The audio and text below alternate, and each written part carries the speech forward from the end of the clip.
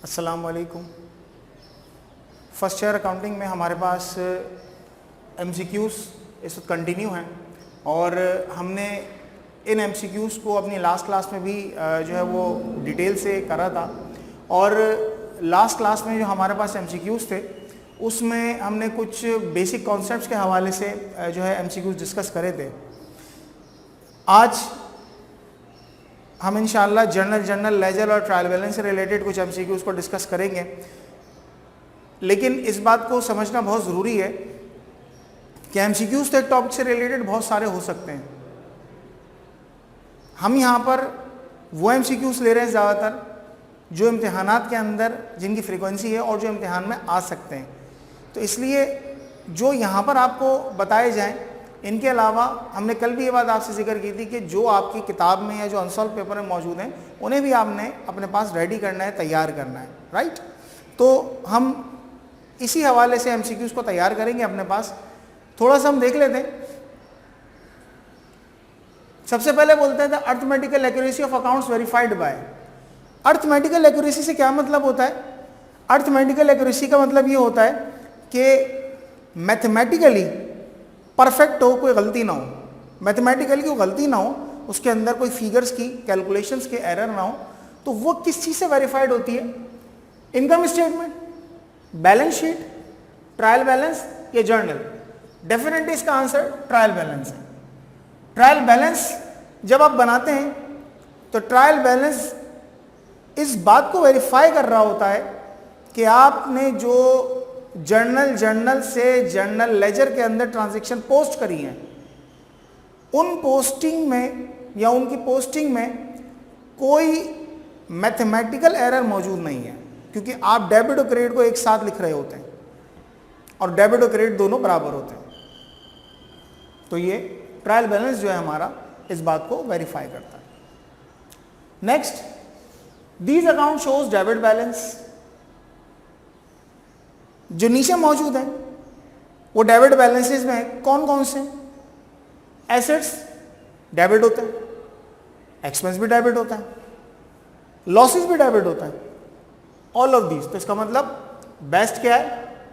All of these, right.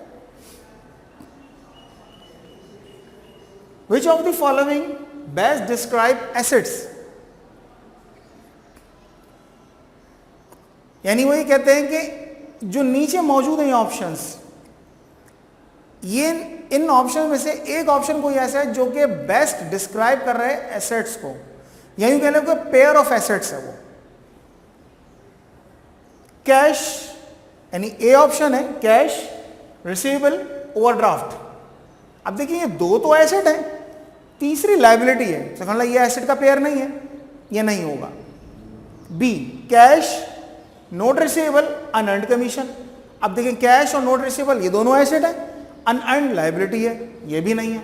तीसरा है cash, prepaid expense, interest receivable, ये तीनों एसेट हैं। सारे प्रीपेड एसेट होते हैं, सारे रिसीवेबल एसेट होते हैं, और कैश तो ऑलरेडी एसेट ही होता है।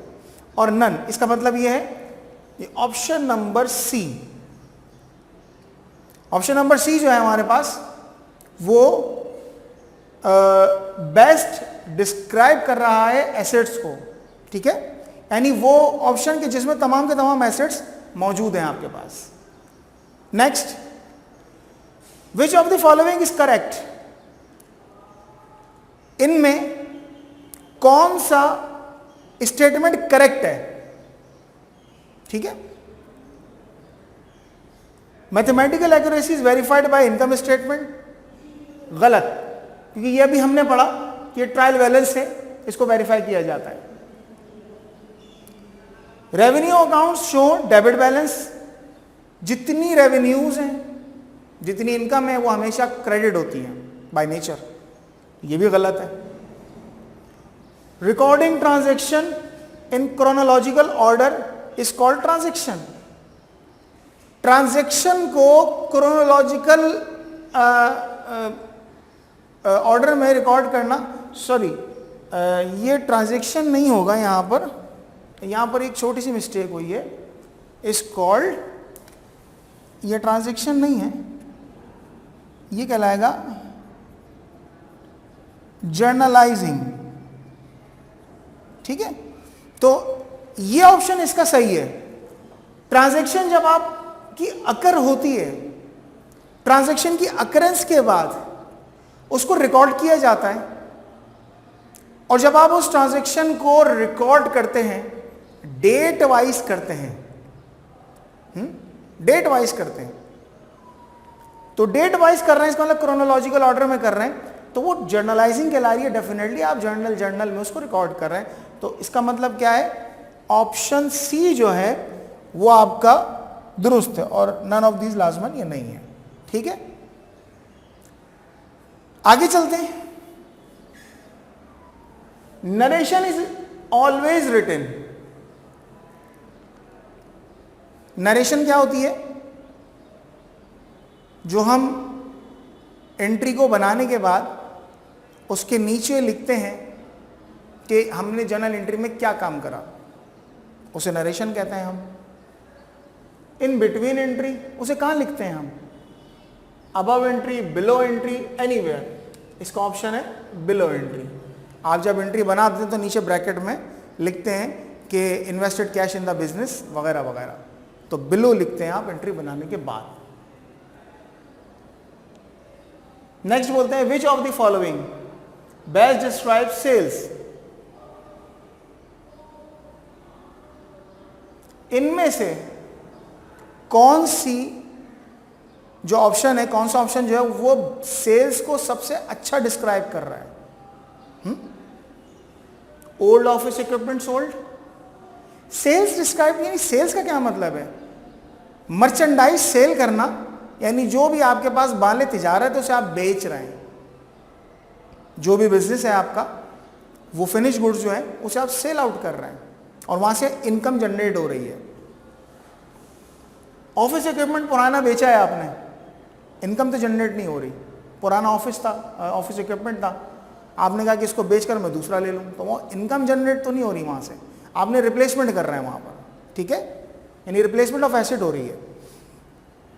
तो ये ऑप्शन नहीं हो सकता। दूसरा, मर्चेंडाइज सोल्ड ऑन कैश, ठीक है, कह सकते हैं आप, माल कैश पर बेचा, सेल्स हो सकता है। आगे और भी देखते हैं, merchandise sold on credit, okay, ये भी हो सकता है कि शायद आपने माल बेचा उधार पर, ठीक है, ये भी सेल्स हो सकती है। एक और देख लेते हैं, merchandise sold on cash and credit, ये बेस्ट है। इनमें ऑप्शंस अवेलेबल जितने होते हैं, हम ये देखते हैं कि वो ऑप्शंस किस हद तक उस पर्टिकुलर ऑब्जेक्टिव के आंसर पर इफेक्ट कर रहा है, ठीक है। यहां पर ये तीन ऑप्शन बी, सी, डी, ये तीनों सेल्स को डिस्क्राइब कर रहे हैं। माल आप कैश पर बेचें, माल आप उधार पर बेचें, या कैश उधार दोनों पे बेचें, तीनों सेल्स हैं, मगर इनमें बेस्ट ऑप्शन है कैश एंड क्रेडिट, राइट। तो हम क्या कर लेते हैं, इसे सर्कुलेट। और अगर ये ऑप्शन नहीं होता, कोई और ऑप्शन होता और ये भी नहीं होता, तो फिर ये बेस्ट हो जाता, और अगर ये नहीं होता तो फिर ये बेस्ट हो जाता, ठीक है। तो ऑप्शन क्वेश्चन के मुनासबत से हम उसको सिलेक्ट करते हैं। Left hand side of every ledger is called, ledger ये लेफ्ट हैंड साइड है, इसको हम बोलते हैं डेबिट, और ये कहलाता है क्रेडिट। वो यही बात बोल रहा है कि क्या कहलाती है, credit side, debit side, both of these, none of these. Left hand side बोली है ना, ये लेफ्ट हैंड ये वाली है, इसका मतलब ये है डेबिट साइड, ठीक है। Decrease in cash will be shown on,